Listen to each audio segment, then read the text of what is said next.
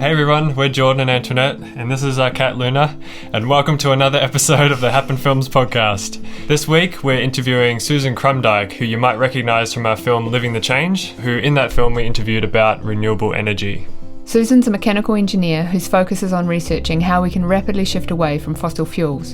In over 40 years of research, she's explored every type of alternative energy technology and co-founded the Global Association for Transition Engineers.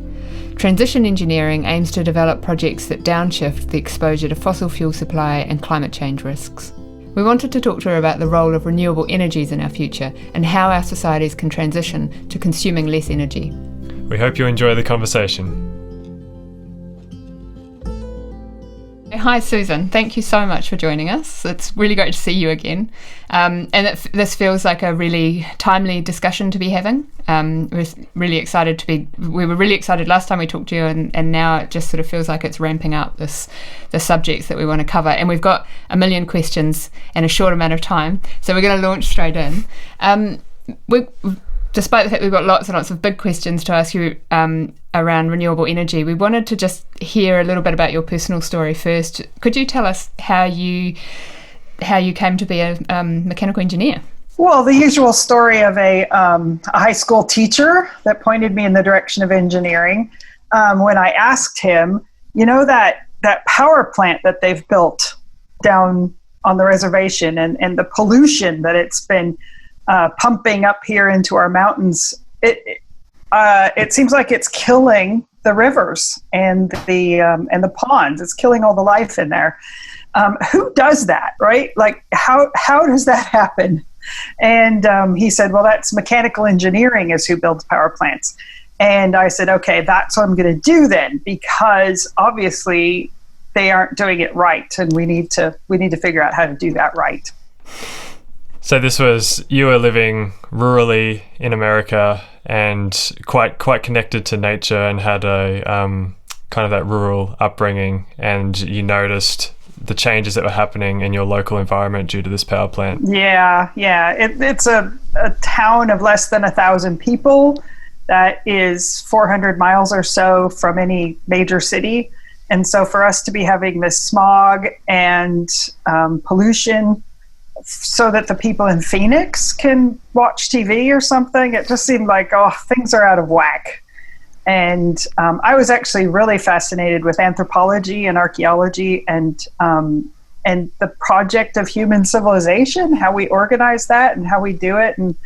And so that's what I was more interested in. But then it's like, well, if we've got this thing where we're destroying ourselves, then maybe we got to figure that out. Then when I got to university, of course, what I wanted to work on was sustainable energy. Right.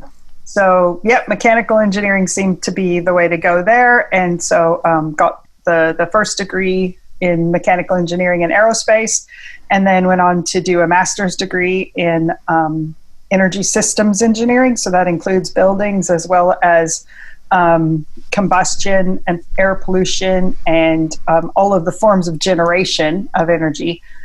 And I did research during that master's degree I actually did kind of a new thing. I put together control theory and anthropology. So nobody understands it but me, but I got my master's. But what it did tell me is that I think my model's right. And I think that when you have a sustainable society, because this is what I was looking for, it isn't about what technologies you use. It's about what you believe. It's about what your whole project is. And societies that are sustainable, their project is about survival. It's about continuing on what works. It's about not doing things that are risky. And that is definitely something that fossil fuel has allowed us as a civilization to put away and say, no, we don't really believe that anymore. We don't believe there's anything that's too risky to do because we are all powerful. And so going into the workforce, what kind of, what mission were you on and what kind of work were you doing? Well, I worked for the Solar Certification and Rating Corporation, writing the software that lets you test solar collectors and make sure they're good. And then I worked for the Wind Technology Research Center on feedback control for wind turbines to make them more efficient. And I worked for a company that does energy auditing and energy management of buildings to reduce the amount of energy they use and reduce costs and improve comfort. And then I decided I wanted to do a PhD. And really the only offering I could find was in biofuels. So I did my first PhD on combustion of biofuel. It was a kind of fuel made from wood. And that's where I really first came across the problem of the salesmanship of an idea not matching the reality of the technology. And not just the technology, but the basic physics. So I didn't do that anymore, and I ended up doing a PhD in advanced materials, and then got back into energy. And part of that was coming to New Zealand, where I kind of had enough academic freedom to work on what I really thought needed doing. And so you've had pretty extensive experience in solar, in wind, in hydrogen. There's a broad array of renewable energy. And I did work on hydrogen for a while, and carbon capture and storage. Right. And so during that time, what story were you told about the potential of these technologies, and what was kind of the reality once you began working with them? Well, the way that it works in research, so at universities, at research laboratories, is that the story you're working on is the one that the funder wants to tell, right? So you get funding to work on hydrogen and fuel cells and stuff because that's the story that politically sounds pretty good, right? We'll just substitute something that's green and clean for the one that, we know the fossil fuel, this is fossil carbon that has been under the ground for 100 million years, and now we're putting it in the air, and that's sort of changing the world, and we know that. Got it. So we'll just use technology. We'll just get these alternative technologies better, more efficient, better materials, and then they'll just substitute when they become competitive. And that story actually, it's not the reality that you actually have to face. Which is hard. It's hard to see it when you're a researcher and you're working under a program that is funding hydrogen research. And the story is that we're going to switch to hydrogen. It'll be clean and green. It only makes water vapor. And yet there's something teasing at your mind like, my materials research to allow these lovely fuel cells to work. My materials research is great. It's good work. I'm publishing it. I'm doing, I'm delivering on my research program, and yet there's something I don't quite see, right? So there's something bugging me here. All about apply for the next program, right? Just keep going. So you were working for in the field researching and with funding, you're able to follow through on lots of projects over the course of, I guess 20 or 30 years in this space. At what point in that time did this realization that was sort of starting to come to you make itself really known? What was the catalyst for that? Well, I probably never would have come to that point if I hadn't worked on so many different of these alternative and sustainable systems, right? These technology solutions. And I think I might have been getting complacent in doing that, because you get the pat on the back that you're a good person working on good things, right? Trying to save the planet, and you understand the problems, which makes you a good person. And one day, my son, it was actually a moment, my son came home from high school and his class had watched An Inconvenient Truth, right? So although he is my son and he knows about climate change and he knows what I do, that movie kind of changes your perspective in a way that that you haven't heard people talk about it like that before. It's been kind of an abstract problem. So he came home and he was quite disturbed, and he wanted to know if it was really as bad as it seemed like in the movie. And well, as a researcher, I know it's way worse. So, sort of smugly, well, darling, actually it's worse than that, And poor little guy, he's, well, but you're working on sustainable energy, right? You're working on sustainability, so it'll be okay. Right? I mean, if it's really that bad, then we must be working on it. We must be going to fix it. And that's when I was about to answer, oh, yes, and then I thought, wait a minute, actually, that's what's wrong, that no matter how successful I am, or the program is, or all the other people working on, hydrogen and carbon capture and storage and renewables, we'll get the same thing we've got now. where there's something wrong, that story of substituting these things for the fossils isn't actually true, that we have to start working on not using the fossils.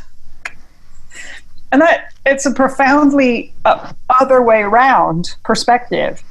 But at that moment, I also saw that working on sustainability gets us where we've gotten to. We've had sustainability since the 70s, and nobody's ever said, oh, let's not do that. We've been doing it, and we've gotten where we've gotten to, which is just way too much fossil fuel consumption. So it must be that we have to work on what's unsustainable and downshift that.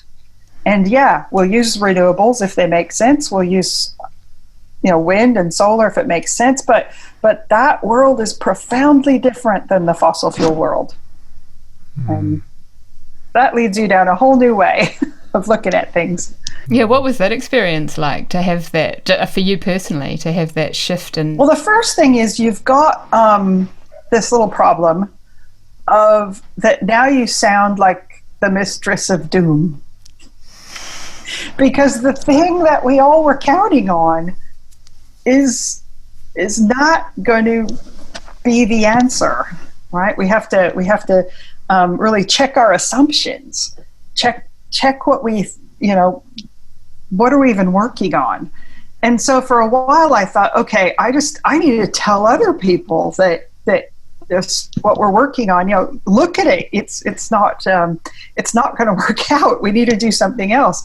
And then that was hard. Like nobody wants to hear that, because what's the alternative then? Goodness gracious, are you in the pocket of the oil companies then? No, not at all. But then I luckily had really brilliant PhD students, got really lucky with a streak of just a great group. And we just started saying, okay, then what are we actually working on, and how would we work on it? Because we've got to have a method, we've got to have a way that you work on things, and the definition of the problem. In engineering, if you try to solve a problem, you set up your assumptions, you set up your requirements, and you can't find a solution, then you don't get upset. You know that you've posed the problem wrong. So you back up and you restate the problem, make sure you've got the right view, and that your assumptions are valid. And then you go forward again. And so we said, okay, let's follow that. It always works. And we did. And that idea of working on the downshift of fossil fuels, you then have to understand how we actually use them, how we've organized around fossil fuels, how we've built our whole cities around fossil fuels, and our commerce and our global supply chains. And wow, it's a really big problem, but at least we can start making headway, and we've got the tools to do it. And so I think turning that around to that, actually it's quite positive to be working on the thing that actually needs doing. I feel like I don't have that confusion bothering me that something's wrong anymore.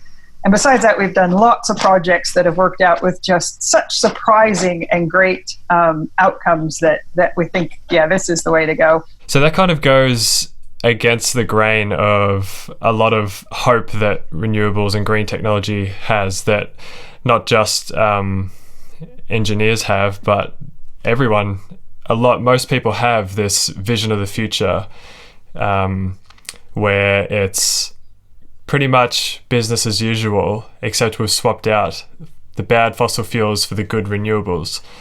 Could you break down why that actually isn't possible? Well, probably the first thing is visions of the future, because that's one of the first things we started looking for was how much does it matter what your vision of the future is? And actually, visions of the future are pretty silly at the moment. They're either Armageddon or they're the Jetsons and Star Trek and stuff like that. So what that tells me is that we're quite future blind, actually. It's not the best skill that we've got. And the more you look at it, the more it's probably because we haven't had to be. That if you have a sustainable society and things have worked for generations, then you know what the future looks like. It's what you're creating right now because that's what works, right? You educate the kids to be able to know what to do. You have your way of doing things, and that's how you're going to keep doing them. So given that we've sailed off into some other way of doing things because of our ability to, because of fossil fuels and science and engineering, then the question really is, I think, to fill in the gap between our expectations and what the planet really does have to offer. And I called it transition engineering because we're at a point now where being able to understand why solar and wind aren't just this substitute for fossil fuels is a really hard problem. And we have to see that transition. We have to see how it will work. We have to engineer the transition and then show people the same way we engineered solar panels and then showed them. And then you go, oh yeah, well, that'll work. The engineer said it would.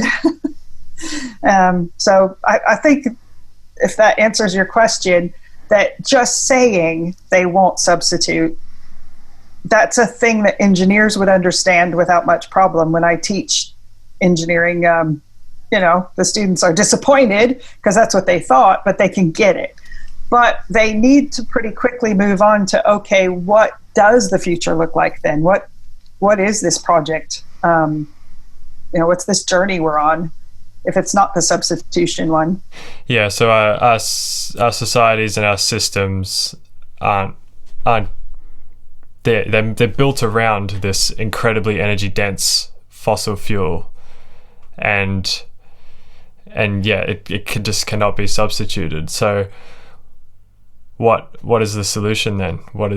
Well, you transition to the downshift of using fossil fuels in the system you've got first, because I don't know that the world owes us a do-over, right?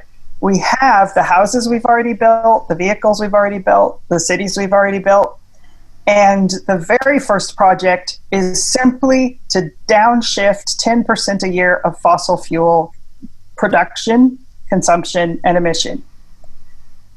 COVID just showed us what that looks like. Right? Oh, you didn't know what it looked like before. Well, now you do. It means don't drive so much.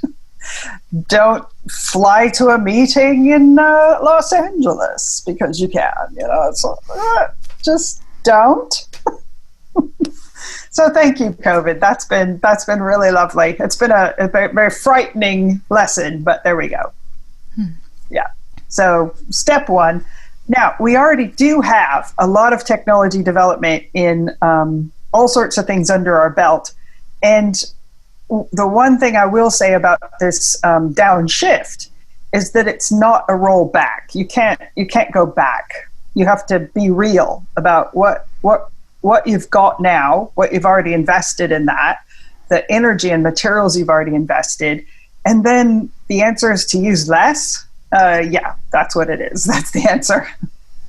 So doing that in ways that are fruitful and in ways that actually generate benefits and generate real value, that's the mission. And it doesn't look exactly like just developing technologies. It looks more like developing systems and integrating a lot of complexity that engineers aren't used to. So while we call what we do transition engineering, it's really a whole system integration sort of thing. We look at social behaviors. We look at the values that people exchange with each other without having to use energy and without having to exchange money. And there's a lot of things there. I don't know if I could give you an example. Would that help of a transition engineering project? Yeah, for sure. Yeah. Okay. So the city of Grenoble is a beautiful place. Yeah, it's up in the mountains, up in the Alps. It's in a valley. And so in the winter, the air pollution settles in the valley and you have terrible air pollution. And they have an awful lot of automobile congestion because in the 60s, they built big freeways through and around and out of the city. And now people are living sprawled out up the valleys and commuting into the city for work. There's a lot of research institutes there, there's industry, there's universities, and so there's a lot of people driving their cars, not just in and out, but also around. And so the city of Grenoble wanted me to work with them on transition of Grenoble to a city that isn't congested and doesn't have that air pollution and has affordable living, affordable and high quality houses for people. And so the solution that they already had was that we'll use electric vehicles and we'll use renewable energy and we'll get people to share rides. So they wanted to go from 1 person per car to 5 people per car, and they wanted to use electric cars. So we want to push people to get electric cars or incentivize people. Now, they didn't know exactly where the renewable energy would come from, but that was the plan. And so you say, okay, well, one of the first rules of transition engineering is that we don't have solutions. We start off with understanding where we are. We go through a process of looking at the history. How did we get here? What was it like 100 years ago? And what things have happened along the way? And then we go forward 100 years. And we examine the things that we think are solutions and we see if they're there. And then we explore that place because there's a lot about that place 100 years from now that we know. We know that this beautiful Isère River is still there, that the beautiful mountains are still there, that people still make amazing cheeses and chartreuse liqueur, and and we know that the old Roman ruins are still there. It's only 100 years from now. We're talking about a place where people have lived for thousands of years. So we did our project and we went to the future and we found that, okay, these 300,000 people are living here. They're still doing science. It's all great. But they are not car commuting at all. It's not even that they've just substituted, because if you go from now 100 years into the future and you take the substitution of our current vehicle fleets with electric vehicle fleets, and you do those numbers, it's not a huge calculation, you find that we are buried under a mountain of lithium battery waste that we do not know what to do with, and we've exhausted the supplies of cobalt, and so we could drive around? Maybe life is better than that. Maybe spending an hour each day in a car, maybe that's what we could capitalize on. We could give people 2 hours a day back by changing the system so it's no longer designed around the automobile commute, which is the thing that is degrading the city anyway. And so we invented a product called the Place Finder. And what it is your sort of center of your activity system. What you have to do is work. Right? You have to get to work because otherwise you can't make a living. And that's your calling. That's what you have to do, is get to work. So from there, you start to put in all of the other activities. So if you have kids, a school, if you sing in a choir, you want to go to a church. So you just start putting together all the activities and you form a web. And within that web is where your house has to be. Now, what are the possibilities that on a given day you might go shopping for a house and find one that you can afford and that suits your family in that web space? And the answer is almost vanishingly nil. Why? Because the way our real estate system works is that on the days that you are shopping, the only houses you can have a look at are the ones that happen to be on the market that day. And that's a very small percentage of houses. So what you need to do is you need to shop for a place in that community. And you can do that in a way that isn't just a real estate transaction. It's a letting that community know that you want to be in there. Because there's probably people in there who actually want to be over there. And if there's not actually enough houses for all of the people who actually need to be in that web space, then the government needs to incentivize building of certain kinds of properties in that space, and it now knows what they are, and we've de-risked the redevelopment of old properties that are not healthy and that are not up to specification with the new properties.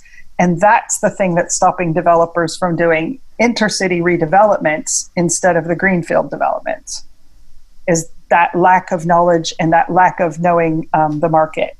So with this way to help people find their community, and the place finder also connects people up with people who would be their peers in that community, like other people whose kids go to that school, other people who shop at that shop, and they can start having conversations and getting to know each other. And then you just find your way into that community much easier. So facilitating people to organize into the post-car communities and lifestyle so that they don't even need a car. And then we can start reclaiming the space in the city that was dedicated to the car for all the other things we can do with that space. There's an example. Hearing about transition engineering is much more broad and much more holistic, and looking at the system as a whole and how it benefits people. And it sounds like broadening the options that people have in their lives in order to reduce their individual consumption and live better lives. Well, just giving people the value option. I mean, selling people and marketing people on the idea of that you need to go shopping, right? You need to go to the mall to go shopping, because that's what everybody does. And what if you gave people an option that had much more value than that? If the changes that you're making, that step down fossil fuel, also give you back these pieces of life that are actually fulfilling and have a lot of real value, then why not? Why wouldn't you do that? What is so precious about fossil fuel? Yeah, there are some things that are really good about it, and that's why we're going to save that for those things. You know, we've got to understand essentiality and importance. These are parameters in transition engineering that you don't normally see in engineering projects. And like revaluing such a precious resource for the things where it makes sense to use it. Instead of shipping plastic toys from China, maybe we should reserve that for medical helicopters or something. Yeah, because we're going to have actually a lot of work to do just keeping up with adapting to the climate change we've already created. And so those projects, rather than always just trying to recover from the latest disaster, we've always got to be moving forward, because when we spend money to build something, it's got to be the something that will last us for hundreds and hundreds of years, because our endowment has a shelf life on it. Something that you said earlier when you were describing the work in Renewable is, how did you phrase it? In 100 years, we're not going to be driving. We're going to be, if we were driving, we'd be buried in lithium, under lithium batteries. Like, that's a very visual image. When people say we can't swap renewables for, we can't swap fossil fuels for renewables, it's almost like that's a statement that doesn't make sense, isn't it? But when you say that, we're going to be buried in lithium if we're still driving in 100 years, that to me says we can't swap fossil fuels for renewables. Right. Well, some people attribute Einstein with the saying that a unsustainable trend cannot continue. And it's not that hard to look into the future on any of the things that we tell ourselves we're going to be doing and interrogate that and ask the question. And it's quite difficult the first time that it pops your story bubble.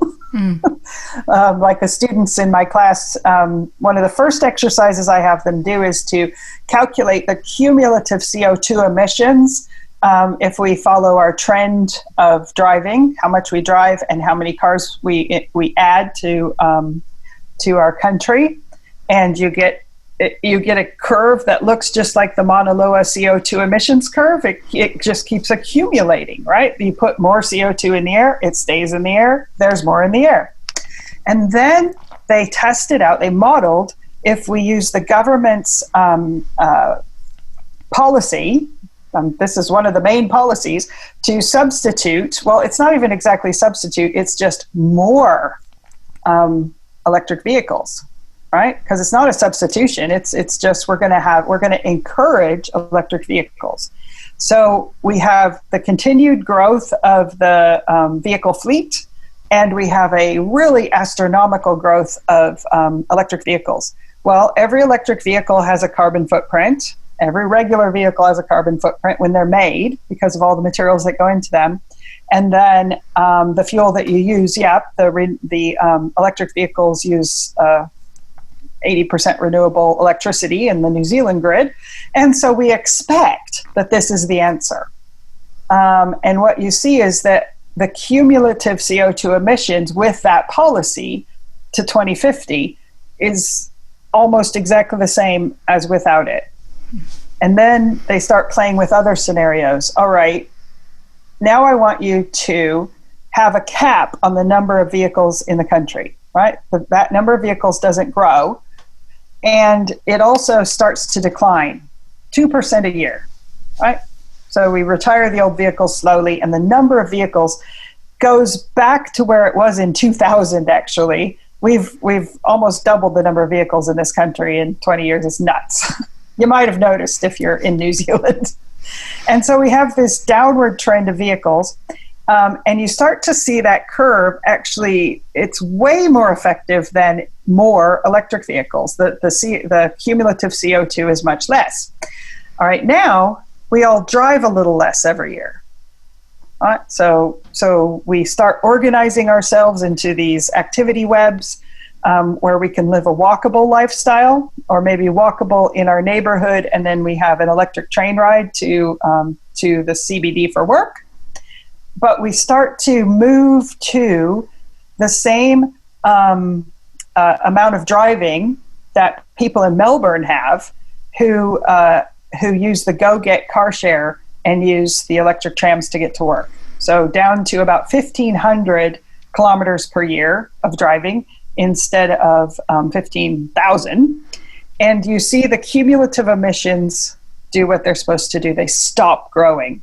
Because that's all that matters, is that we don't keep adding carbon to the air, and we can keep under that 2 degrees C limit by that kind of change. And that needs to be understood by policymakers and by the public, that this lifestyle that we're going to is better. We got to start going there. And the government can help. We need electric trams and electric trains in our cities. And we need to start pushing the cars out of the way. We need to move to a share car system, because that is how you decrease the number of cars and still everybody can do what they need to do. And it would actually work. Whereas the substitution scenario, more wind or something, doesn't change the emission trajectory.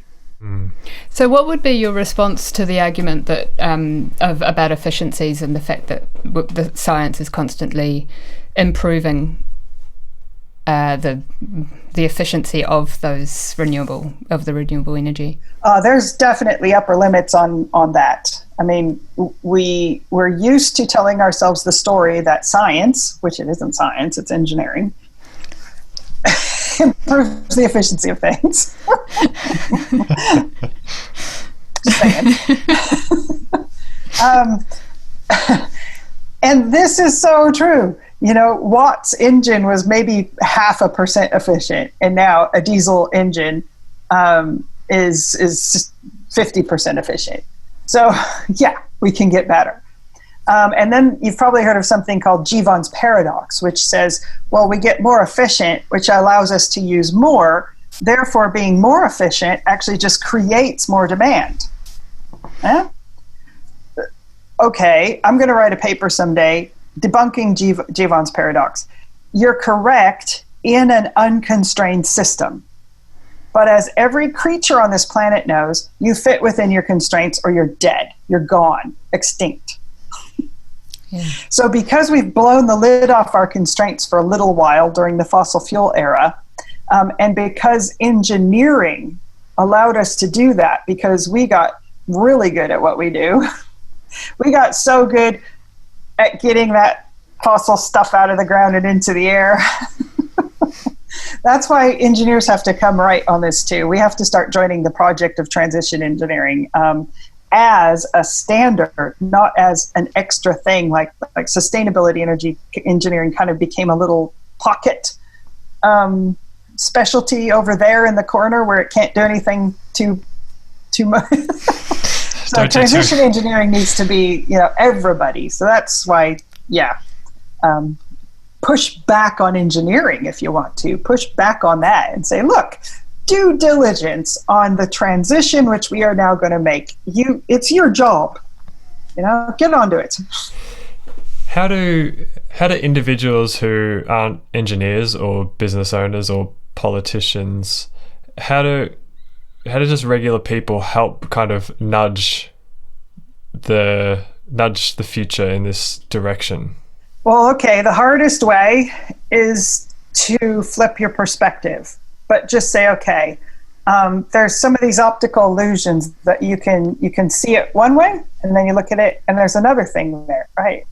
I need to do that with my own perception, and that is that I'm going to start thinking about downshift of bad things instead of, pushing and just always purporting for more of something. I mean, more of anything is just not viable right now, even if it's more of a good thing. We've been doing that for the last 30 years. This is what you get. So less of the bad things instead of more of the good things. So there's that. And then probably the way to really get on board is probably what people have already been doing, seeking information, right? Seeking stuff. So people are reading Kate Raworth's Donut Economics book, right? It's accessible to everybody. It does have a lot of economics in it, but in a way you can understand it. Well, guess what? There's a book called Transition Engineering, Building a Sustainable Future that you can get. That's about the same size as the Donut Economics book. And you can read it, and I promise it's not an engineering book. Maybe I should have named it something else, but I do mean engineering because just the basic term engineering means making things work. So making this transition work. And it's got stories, it's got examples, and it's got this sort of new paradigm in a way that anybody can understand it. So I'll plug my book on what should an individual do. They should buy my book. Nice. And we'll put a link actually to the book in the YouTube description. So. Yeah. There's also a lot of there's so much publicity now around living with less waste, a lower consumption lifestyle. We've been talking a lot about the big things like flying and driving and construction or the renewable energy industry, but as individuals, I suppose, we're not always aware of how much fossil fuels go into just the everyday things that we have around us, right? A lot of it's hidden. Supply chains, yeah. Yes, it is everywhere, that's for sure. Well, I know people like to think about their own lifestyle and that they want to make their choices, like I want to eat less meat, that sort of thing.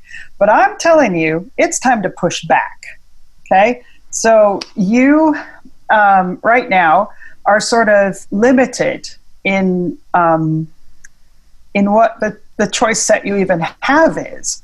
So if you have to shop at a supermarket because there isn't anything else, then push back.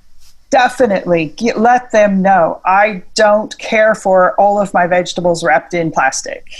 Just everything you see that isn't right, you just push back. Let them know. That has a lot of power, actually, the pushback.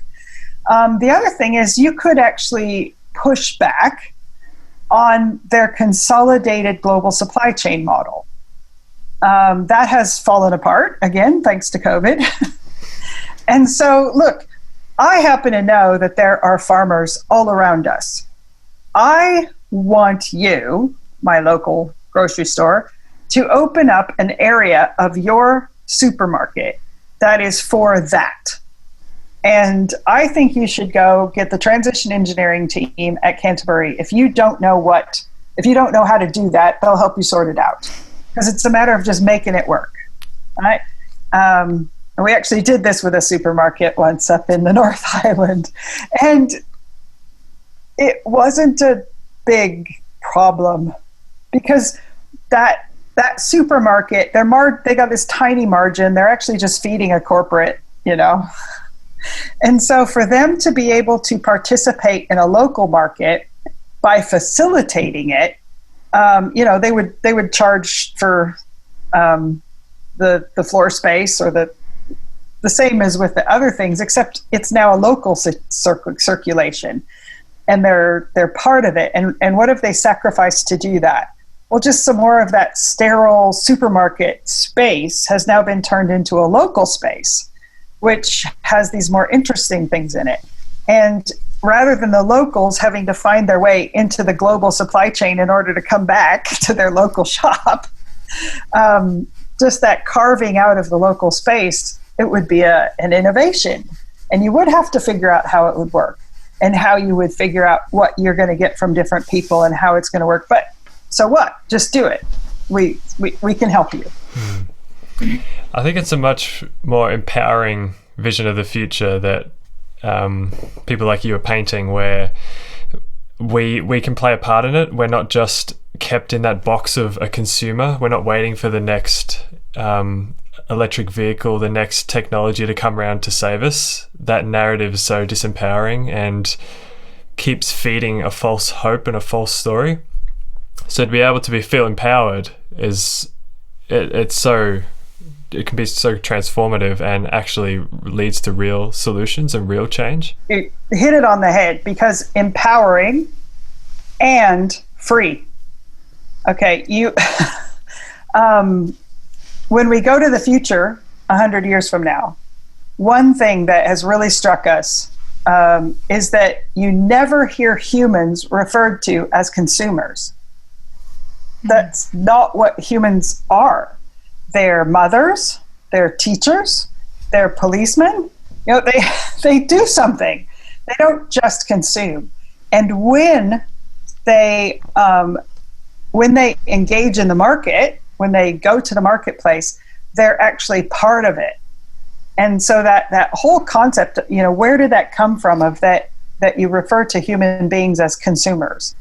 That's a short-lived sort of time frame where our expectations, everything was to be passive and to just respond to the marketing, respond to the socialization of this consumption, and it gets really vacuous and we get obese and and we lose real value. So yeah, that's the way I describe it, is you just push back, and by that pushback you do free yourself, and you challenge people that no, I'm actually free of that system now, and I want to create the next one. I want to participate with you in creating it. And that's why not work on that project for a while. We'll see how that goes. What I always feel with you is that you have hope and that you are excited about the future. Hope is a funny thing because I kind of reserve hope for things that I don't have control over. I feel purpose, actually. Right? I am pretty sure that there is still a future out there 100 years from now that I want to gift to my kids and grandkids. Right? People that I know will be there 100 years from now, and I want to gift to them one of the possible hundreds of thousands of futures. That is a gift. That is a good thing. And that future depends on everything from here going the right way. And so I could sit back and hope that happens, or I could make sure I'm thinking about that and having the purpose of instigating, creating, causing a disruption that actually takes us that direction. So I would say it's more purpose than hope. For people who want to learn more about transition engineering, we've mentioned your book, and want to learn more about this future, do you have a couple of resources, a couple of easy go-to things that people could follow up on? There's a website I've been working on for a while called Global Association for Transition Engineering. So if you search on transition engineering, you won't get a whole lot of other things besides transition engineering. And so you can go to that website and you can read around and have a look. And I do have a nice young engineer here who is helping me to write up the projects that we've already done in a way that you can just experience that new world, basically, how it unfolds. And all of the IP that I generate by doing this, like that new place finder, it would actually be a business, the new place finder business that would replace real estate, essentially. That is all IP that is free to anyone to use and develop. It just create waves of new ideas that go out there. The old way of economics, the old way of IP protection, the old way of forming corporations, and I'm done with it. The new way looks different, and I'm inventing it as we go. So, so my website, transitionengineering.org. You can go there. There's YouTube videos. I think the book is a good starting place, actually. Cool. And we'll link all those in the show notes so people can follow up and find out more. Yeah. So I think we're at about time. Thanks so much, Susan, for chatting to us and just providing that really important perspective and allowing us all to kind of take stock and reconsider the direction we're heading and the expectations we have and our visions for ourselves and the future. And thank you for the work you're doing and helping to create that. Thank you for your work. Well, hey, we'll go back to the beginning. When your boy says, "Mom, you got to do something," you don't get left with any choice, do you? That's a call to action. You take that on board. That's right. Yeah.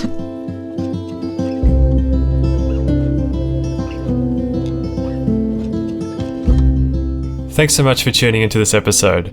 You might have noticed that we don't have any sponsors or ads in these podcasts, and that's because we're supported by our listeners.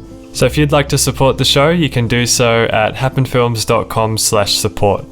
Thanks again for tuning in, and we'll see you next time.